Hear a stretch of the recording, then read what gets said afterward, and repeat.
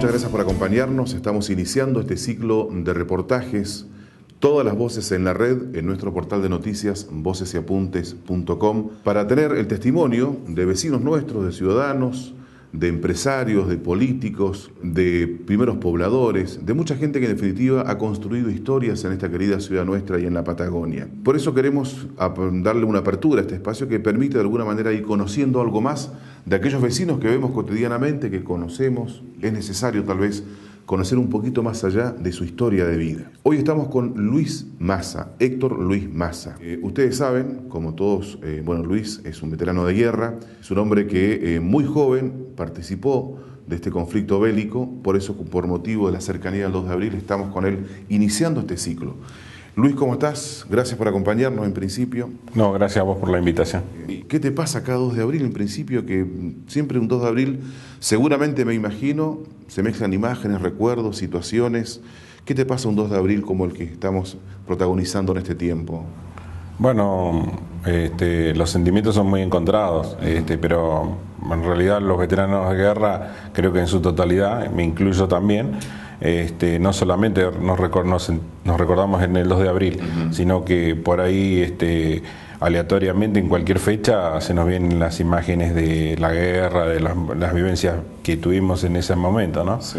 O sea que, por supuesto que en esta época del 2 de abril, como todo el mundo recuerda a la gesta, se hace más emotivo para nosotros y por ahí de pronto hace resaltar más nuestros sentimientos. Pero en realidad la mayoría de los veteranos de guerra sienten el 2 de abril todos los días del año. Al ver esto, el 2 de abril, que todo el mundo te pregunta, que te invitan para distintos actos, bueno, hace que se recrudezca más esa sensación, ¿no es cierto? Pero no quiere decir que nosotros solamente el 2 de abril nos acordamos de Malvinas, es algo que vamos a llevar hasta nuestros últimos momentos de vida y cada uno lo recuerda en distintos momentos y se siente por ahí bien, por ahí mal y cabe destacar que tiene que tener sí o sí el apoyo de su familia para poder sobrellevar esta carga que la tenemos desde los 18 años, ¿no? Puede más la indiferencia de tu gente que la bala más voraz del enemigo. Me pregunto qué pasaba por la mente del infame que te estaqueaba en el frío. Te sacaron de lo hondo de la selva o de algún potrero ingenuo y olvidado. ¿Cómo fue ir tan joven, 18 años, empezando recién a vivir? Claro, yo estaba haciendo el servicio militar en la Infantería de Marina.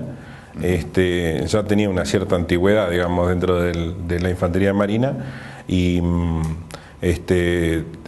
estaba haciendo mi servicio militar en la Compañía de Ingenieros Anfibios que queda en el puerto de Belgrano, en Bahía, cerca de Bahía Blanca. Sí. Y un 2 de abril regresaba a la base de Puerto Belgrano y teníamos la noticia de que habían tomado Malvinas. De ahí se procedió a hacer todos los pertrechos para ir a Malvinas. En realidad nosotros decían que íbamos a venir a Comodoro Rivadavia primeramente y también nos preparamos para recibir al capitán Giachino, que fue el primer hombre, digamos así, de la Marina que cayó bajo el fuego enemigo. Primero hicimos la Guardia de Honor de Giachino, que llegó el día 3 de abril, lo enterraron el 4 y el día 6 estaba ya en Puerto Argentino. Una anécdota graciosa era que nosotros, nosotros teníamos información de que íbamos a venir a Comodoro Rivadavia y como yo era el único de acá de la zona, claro, te preguntarían, claro, todos nos decían, la mayoría que estaban con nosotros eran o de la provincia de Buenos Aires o de Salta o de Formosa. Entonces yo les decía, no muchachos, ya vamos a ir a Comodoro, qué sé yo cuánto. Yo les contaba cómo era el mar, todo, para que qué bueno. Y cuando baja el avión en que veníamos con todos los pertrechos y todo, el Hércules, yo bajo y me doy cuenta que no estoy en el aeropuerto de Comodoro Rivadavia. Y después cuando doy la vuelta al avión así, veo el cartel que decía Aeropuerto Islas Malvinas, ahí realmente me quedé acongojado, ¿no? Porque Claro.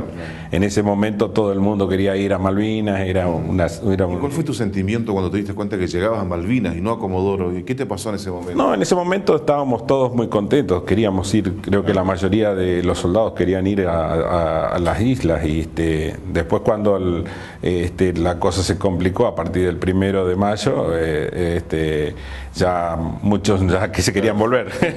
Claro, era eso. Claro. Pero en realidad yo creo que la decisión, inclusive por lo que yo vi que pasaba, por ejemplo, con nuestros suboficiales y oficiales de mi compañía, nadie esperaba de que iba a haber una guerra. Lo que nunca tuvieron en cuenta también de que los ingleses tienen ese arraigo pirata y que por supuesto iban a tratar de defender las islas, porque no solamente iban a perder esas islas, porque si no venían a defender Malvinas, ellos Claro, seguramente iban a tener todos los otros asentamientos que tienen, los iban a perder. Todo está guardado en la memoria, sueño de la vida y de la historia.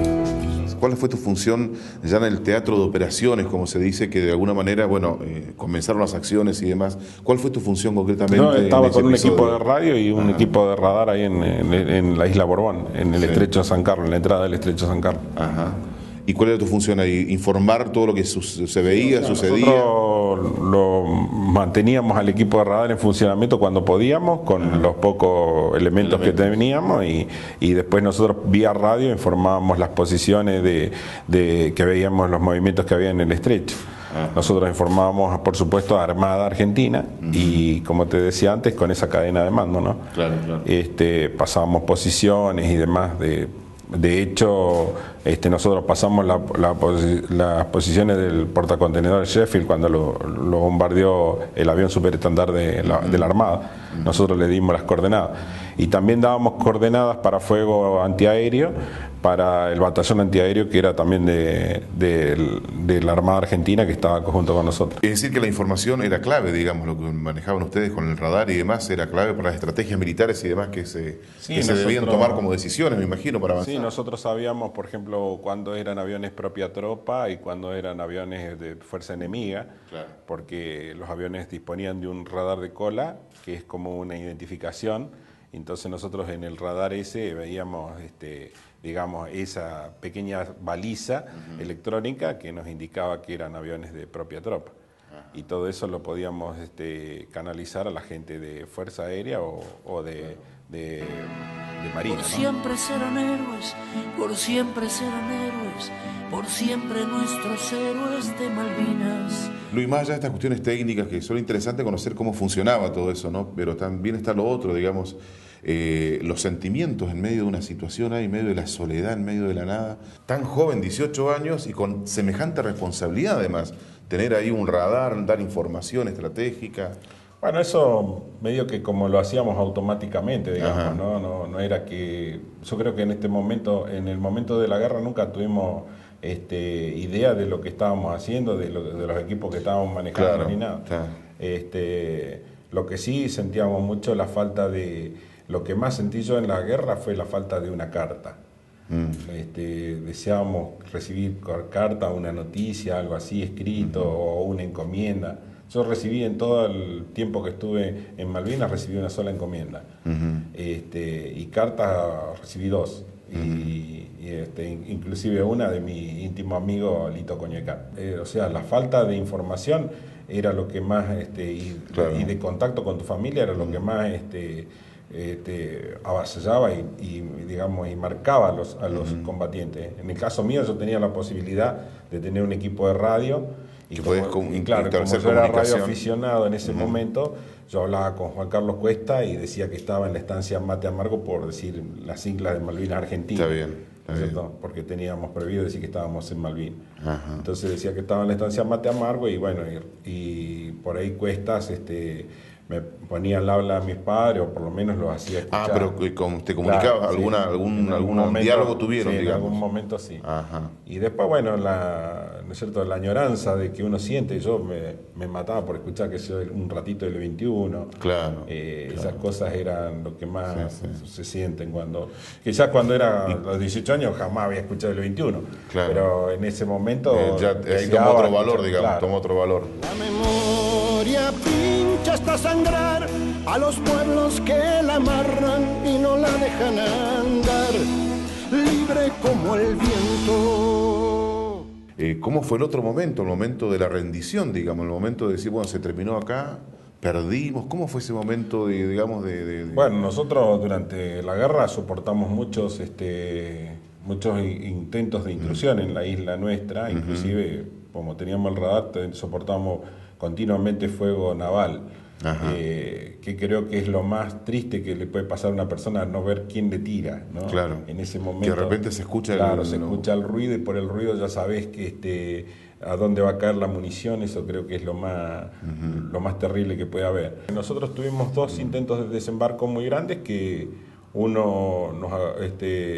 perdimos 11 aviones que teníamos, que estaban de Puerto Darwin en nuestro aeropuerto, que tenía la estancia donde nosotros estábamos. Que lo hicieron los comandos de los Royal Marine, y volaron aviones que estaban artillados, y entre los mismos aviones, cuando se empezaron a quemar, se dañaron los 11 aviones. Y después tuvimos otro intento de desembarco de ellos con lanchas de desembarco, que los repelimos con unas fosas que habían hecho la compañía nuestra de ingenieros anfibios, que hacíamos minas, voladuras, todo eso. Habían hecho unas grandes fosas con petardos de trotil, que es un explosivo, y le habían puesto piedra, cadena, botellas, todo eso. Entonces, con eso, cuando venían las lanchas en barco, hacían volar eso, y pensaban que nosotros teníamos el campo todo minado. Entonces, y en realidad era una parte, un sector nada más, digamos. Eran como fosas que habíamos hecho, que en realidad eran 10 puntos en toda la cabecera de playa esa, que era el único lugar donde ellos podían llegar a desembarcar, porque lo demás era todo acantilado. ¿Alguna vez sentiste que tu vida estuvo en riesgo realmente? Sí, yo creo que las veces que tuve que más miedo tuve fue cuando la primera vez que vi un combate aéreo, que ni nos tocaron a nosotros, pero yo tenía un miedo terrible, porque el impacto de ver todo eso. Era la primera vez que yo veía eso. Y veía como, por ejemplo, un avión nuestro, que sabía que era nuestro, una 4Q, se alejaba de un Sea Harrier, y veía como un fosforito se le acercaba así, lo tocaba el avión y explotaba el avión. Claro. Era todo como verlo en cámara lenta, eso era realmente impactante. Y después, otra vez que tuve muchísimo miedo, y que no sé cómo pasó, que íbamos a buscar nosotros el rancho, que se le llama La Comida. La Comida, claro. A un lugar que estaba como a 2,5 kilómetros, 3 quizás. Íbamos con una lata de aceite de 4 litros, de aceite de comestible, ¿no? Sí, sí. Y que le habíamos hecho una manija de alambre. Íbamos 2 soldados. A buscar el rancho, a buscar el rancho. Íbamos Cardas y yo. Íbamos cruzábamos el casco de la estancia, y cuando íbamos cruzando el casco de la estancia, de golpe se nos aparece un helicóptero de inglés artillado, y nos empezó a tirar munición.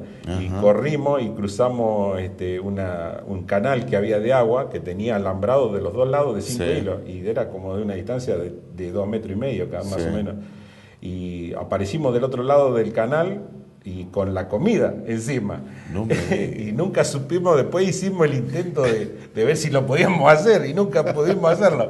Es más, no podíamos ni saltar el alambrado. Claro. Pero no sé cómo hicimos, pero fuimos como la desesperación, como transportados, digamos, así de un lado para el otro. Yo creo que el piloto no nos quiso matar, porque si quisiera nos hubiera matado, pero te salpicaba la turba de la munición que él tiraba, de la ráfaga ametralladora, te salpicaban las piedras, te salpicaban las piernas y la espalda. La rendición, como te dije antes, nosotros no nos rendimos. El día 13 a la noche recibimos que había que hacer cierre de equipos de radio, o sea, que había que hacer silencio de radio total.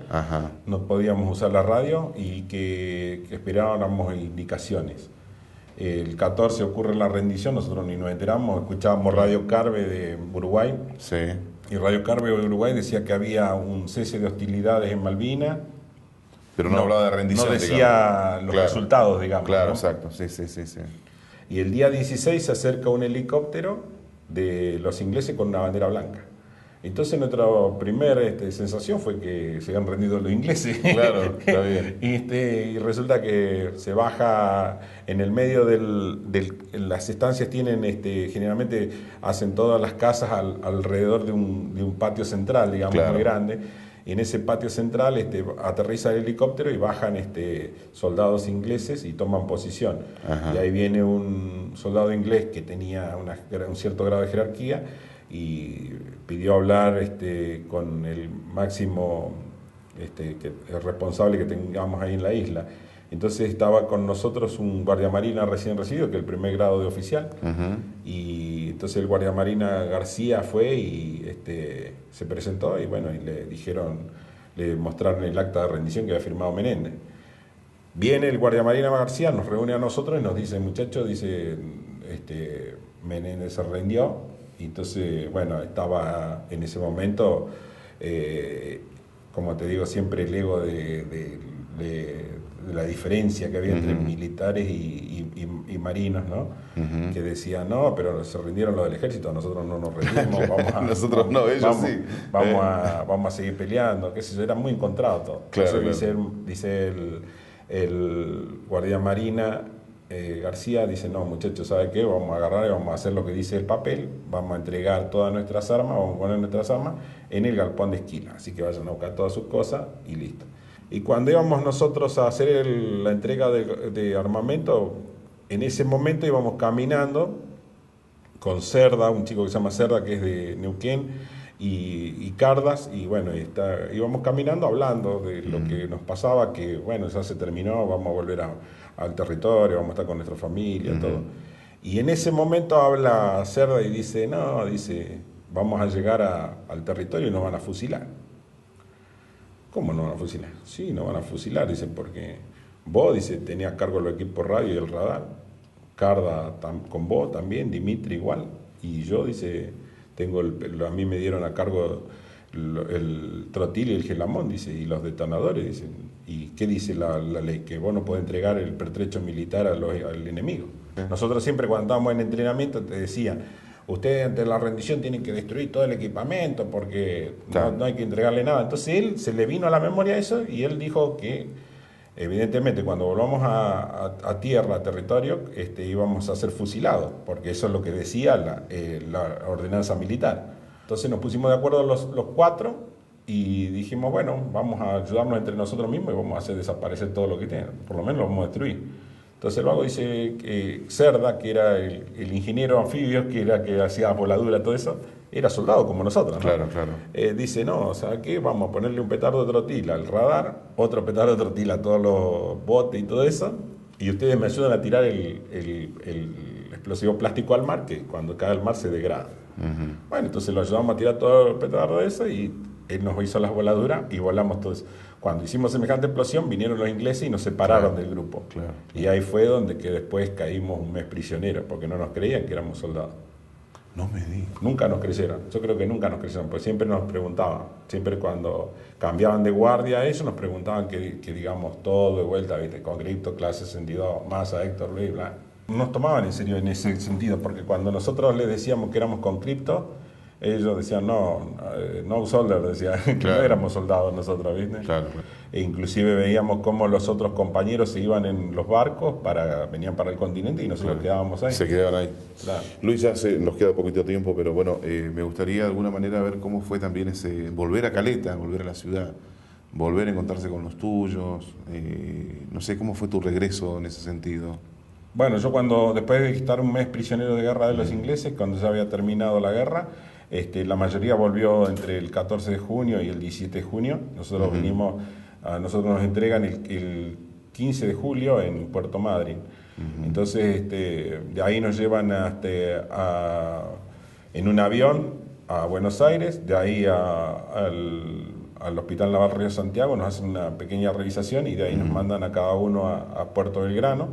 En Puerto Belgrano cuando llegamos era medio como que no nos esperaban, ¿no? Ya no teníamos nuestras cosas, Marina se estilaba en ese momento que cada uno tenía su taquilla, que era como un gabinete metálico donde guardaba todas sus cosas uno. Está bien.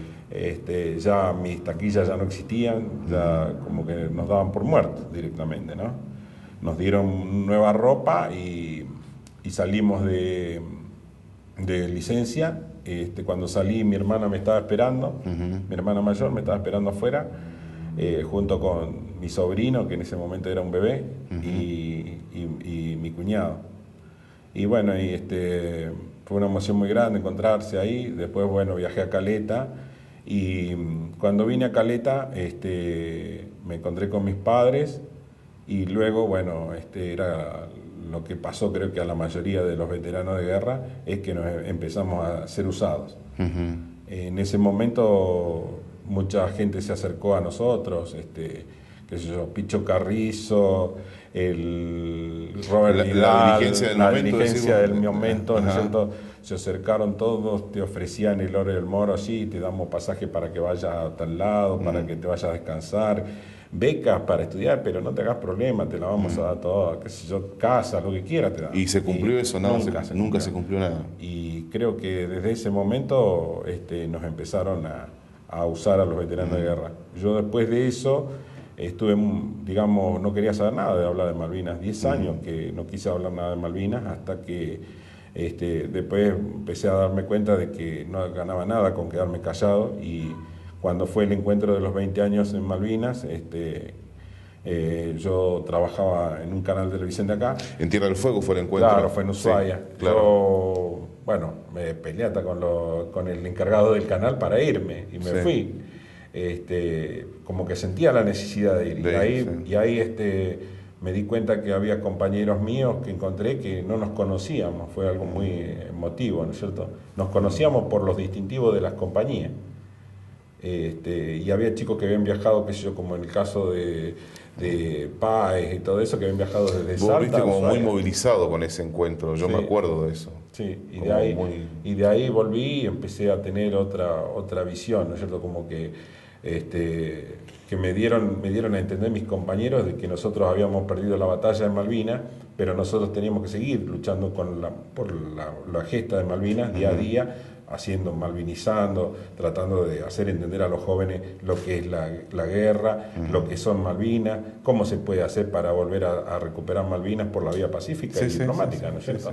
No vamos a decir que vamos a ir a pelear, porque es mentira. Está claro. Pero es la forma de hacerlo es por la vía diplomática.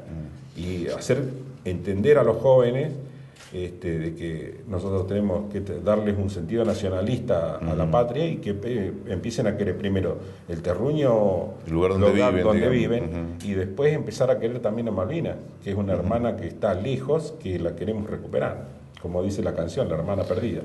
Luis, nada más, muchas gracias. Queríamos de alguna manera, en algo, difundir a propósito de esta fecha, y qué bueno que había sido tu testimonio de lo que pasó en Malvinas. Así que tu mensaje final para Caleta, para la comunidad, lo que quieras decir. Bueno, yo agradezco la invitación, y la verdad que yo lo que quisiera decirle a los jóvenes es que sientan Malvinas no solamente el 2 de abril, y también a los educandos, ¿no es cierto? Que el 2 de abril no es el momento único para recordar Malvinas.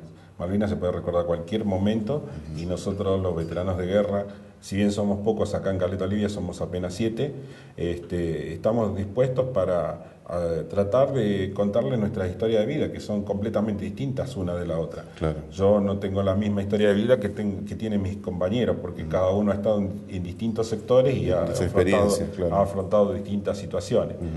Pero la idea es esa, de que se acerquen a nosotros, lo que podamos hacer lo vamos a hacer para que la gente entienda lo que es Malvinas, lo que fue la gesta y lo que significa para nosotros y lo que tiene que significar para los argentinos, Malvinas Argentinas.